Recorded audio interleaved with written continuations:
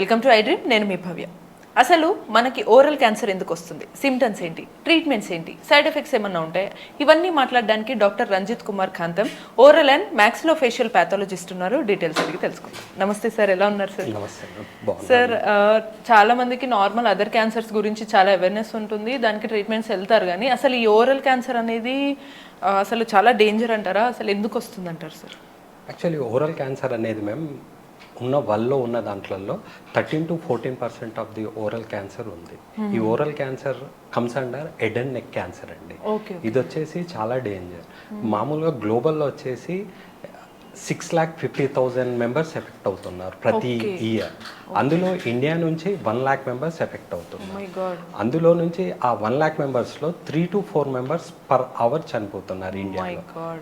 ఇది ఇంత severe condition. ఇంత సివియర్ ఉంది అసలు ఎక్కువగా ఎవరికి తెలియక, అంటే ఎక్కువ అవేర్నెస్ లేకనా, లేకపోతే లాస్ట్ స్టేజ్ వరకు వచ్చి చూసుకోవట్లేదు అంటారా? మెయిన్ థింగ్ వచ్చేసి అవేర్నెస్ లేకపోవడం. నోట్లో ఒక పుండు అవ్వగానే ఆ పుండు అయింది ఏమవుతుంది, తగ్గిపోతుంది, ఒక 1 వీక్లో తగ్గిపోతుంది, 2 వీక్స్లో తగ్గిపోతుంది, ఏదో మెడికల్ షాప్కి వెళ్ళి ఏదో పెట్టుకోవడం వదిలేస్తారు, ఆయింట్మెంట్ పేస్ట్ వాడేసి అయిపోగొట్టేస్తారు. ఇంకొకటి మెయిన్ థింగ్ ఏంటంటే మ్యామ్, ఓరల్ క్యాన్సర్లో వచ్చేసి ఆ పుండ్లకి నొప్పి అనేది ఉండదు. సో దాంతో పేషెంట్ అనే వాళ్ళు ఇంకా రిలాక్స్ అయిపోతారు, అరే నాకు నొప్పి ఏం లేదు, so it is normal thing, so I'm fine. ఎంత మొత్తం నోరు మొత్తం పుండు అయినా కూడా తను దాని గురించి పట్టించుకోడు, ఎందుకంటే నొప్పి లేదు. సో మరి మీరు నొప్పి లేదంటున్నారు, ఆ సిమ్టమ్స్ కన్నా ముందు అసలు ఓరల్ క్యాన్సర్ ఎందుకు వస్తుంది, దాని రీజన్స్ ఏంటి? మెయిన్ వచ్చేసి మేము మిగతా క్యాన్సర్లు వచ్చేసి ఏంటంటే దానికి రీజన్ అంటూ తెలియదు. అంటే లంగ్ క్యాన్సర్, ఇంకా బ్రెయిన్ క్యాన్సర్, ఇవన్నీ చాలా రకాల క్యాన్సర్స్ వస్తుంటాయి, వాటికి మనకి ఎగ్జాక్ట్ రీజన్ తెలియదు. బట్ ఓరల్ క్యాన్సర్కి వచ్చిన బ్యూటీ ఏంటంటే మేము అది మనం వాడే ఈ టొబాకో కానీ స్మోకింగ్ కానీ మనం తినే ఆహార పదార్థాల వల్ల వస్తుంది. అంటే it is only due to human error. It's not due to something దేవుడు ఇచ్చింది అలా మనకు తెలియకుండా. అంటే కొంత బాధపడుతుంటారు, అరే నాకు ఏం లేకుండానే వచ్చింది అని. బట్ ఓరల్ క్యాన్సర్ అనేది జస్ట్ 1 to 2% వచ్చేసి మనకు తెలియని రీజన్స్ ఉంటుంది. 98% of the oral cancer cases are due to. Exactly, అంటే మోస్ట్లీ ఇక్కడ దాకా వచ్చిందంటే ఏదైనా మన చేతితోటి ఇట్లా వెళ్తుంది కాబట్టి. Exactly ma'am, so that is the sir. But మరి నొప్పి ఉండదు అంటున్నారు, బట్ సిమ్టమ్స్ ఎలా ఉండొచ్చు సార్? సిమ్టమ్స్ ఎలా అంటే మ్యామ్, ఫస్ట్ ఒక చిన్న పుండులా స్టార్ట్ అవుతుంది మ్యామ్, వితౌట్ పెయిన్. అంటే ఇక్కడ మెయిన్గా వచ్చేసి మ్యామ్ ఓరల్ క్యావిటీ, లిప్స్ దగ్గర, tongue, cheeks, buccal mucosa, and మెయిన్గా వచ్చే ఇంకా రిమైనింగ్ ఏరియాస్ అంటే అంగలి దగ్గర ma'am, soft palate, hard palate లోపల కూడా వస్తుంది. మెయిన్ వచ్చేసి బకల్ మ్యూకోజాను, lip, tongue is the main oral cancer reasons ma'am. సరే, ఇక్కడ చిన్న డౌట్, ఇందులో మనకు పుండు అన్నారా, పుండులో కొన్నిసార్లు కొంతమందికి వేడి చేసినప్పుడు ఇట్లా వైట్ గా వచ్చి అది నొప్పి వస్తుంది, మంటగా తినలేరు, అది ఓరల్ క్యాన్సర్ ఒకటేనా వేరే? మంచి క్వశ్చన్ అడిగారు మ్యామ్. రెండు డిఫరెంట్ మ్యామ్. ఏంటంటే మనకు కొన్నిసార్లు ఏంటంటే హెల్త్ బాగాలేకపోయినా లేకపోతే ఫీవర్ వచ్చినా కూడా ఆ అల్సర్ అనేది వస్తుంది. ఆ అల్సర్ అనేది మనకు ఫీవర్ తగ్గగానే తగ్గిపోతుంది ఆ ulcer. So that is not cancer.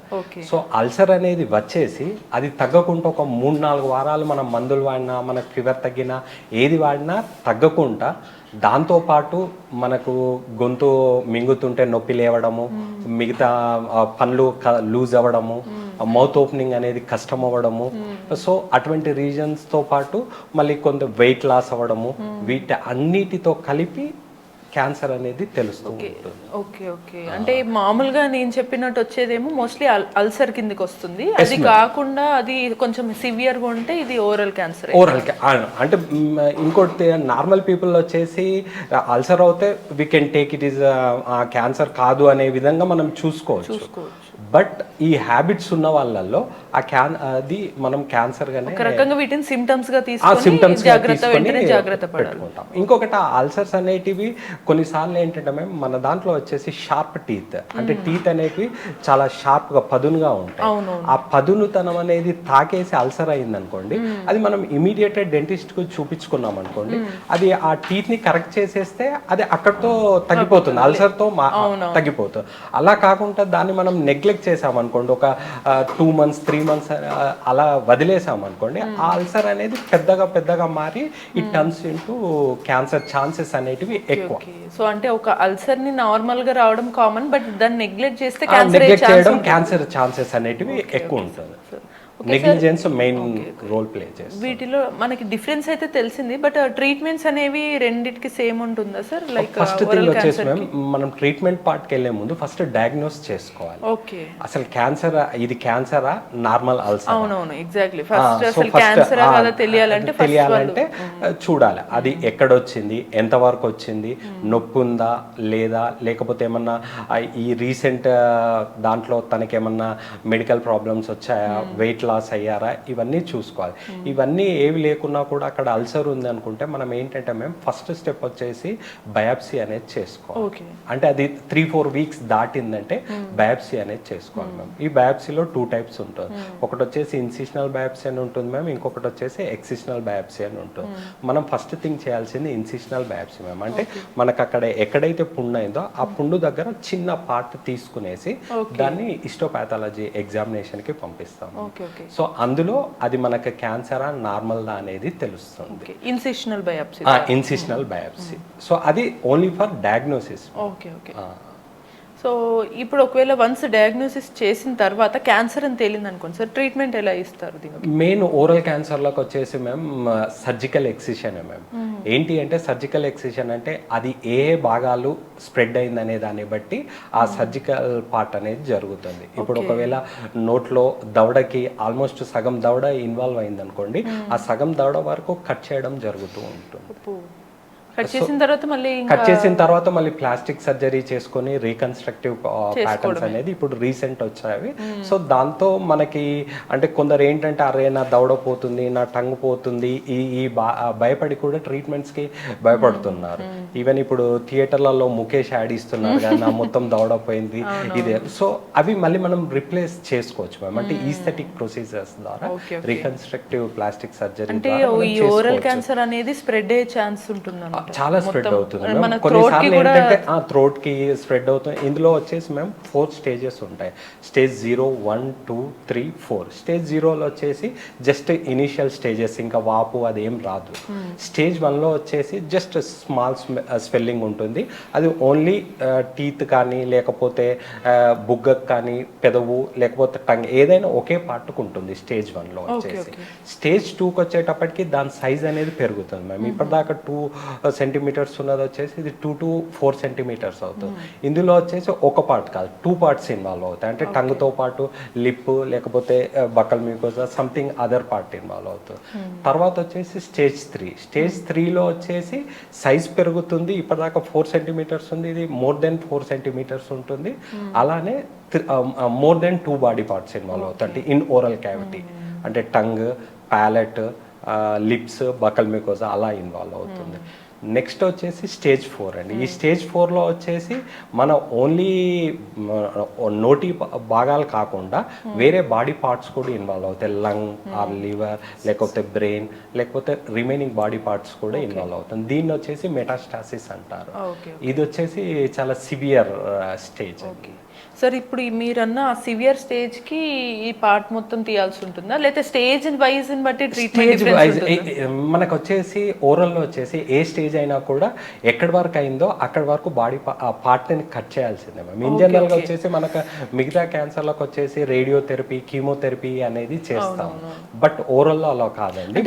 First stage లో ఒకటే దగ్గర అది అంటే క్యాన్సర్ వచ్చిందంటేనే ఇట్స్ ఎ స్ప్రెడ్ మ్యామ్. అంటే ఒక్క దగ్గర ఉండదు. అంటే ఆల్మోస్ట్ బాడీలో సంథింగ్ పార్ట్ ఒక 20-30% ఆ బాడీ పార్ట్ ని ఇన్ఫిల్ట్రేట్ చేసేస్తుంది. సో ఆ బాడీ పార్ట్ చుట్టుపక్కల కూడా ఉంటుంది, కట్ చేయాల్సి ఉంటుంది.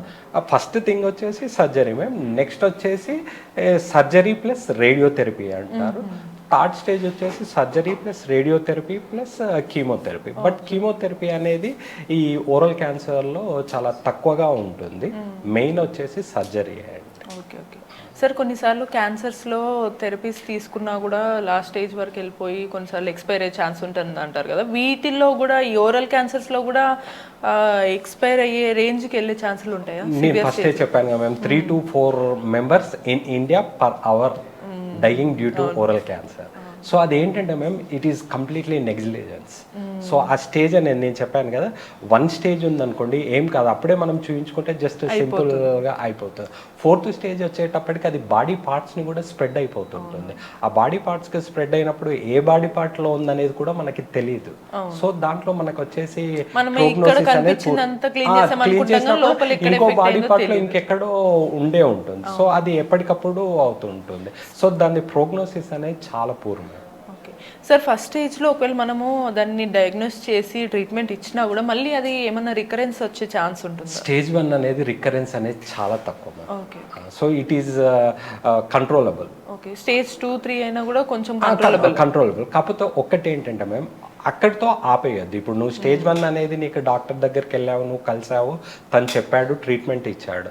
ఒకసారి అయిపోగానే నువ్వు ఆ డాక్టర్ దగ్గరికి వదిలేయడం అంటే వెళ్ళడం మానేశారనుకోండి, అది వస్తుందా లేదా అనేది తెలియదు. So regular dental checkup, oncologist, cancer స్పెషలిస్టా, డెంటిస్టా ఎవరైతున్నారో వాళ్ళ దగ్గరికి 6 monthsకి ఒకసారి జస్ట్ ఫాలో అప్. సో ఏమవుతుంది అనేది చెక్ చేసుకోవాలి. సో ఓకే, ట్రీట్మెంట్ ఇదంతా అయిన తర్వాత దీనికి మళ్ళీ మెడికేషన్స్ కంటిన్యూ చేయాల్సి ఉంటుందా సార్? జస్ట్ ఒక 6 months 1 year follow up treatment ఉంటుంది మ్యామ్. తర్వాత ఇట్స్ నార్మల్. మనం రీకన్స్ట్రక్టివ్ ప్యాటర్న్ చేసుకుంటే దే విల్ ఆల్సో నార్మల్గా సర్వైవ్ అయిపోతారు, పెద్ద ప్రాబ్లం ఏముండదు. సో బెస్ట్ వచ్చేసి స్టేజ్ మ్యామ్. స్టేజ్ 1 స్టేజ్ 2లో మనం ఫైండ్ అవుట్ చేసామంటే they will lead normal life.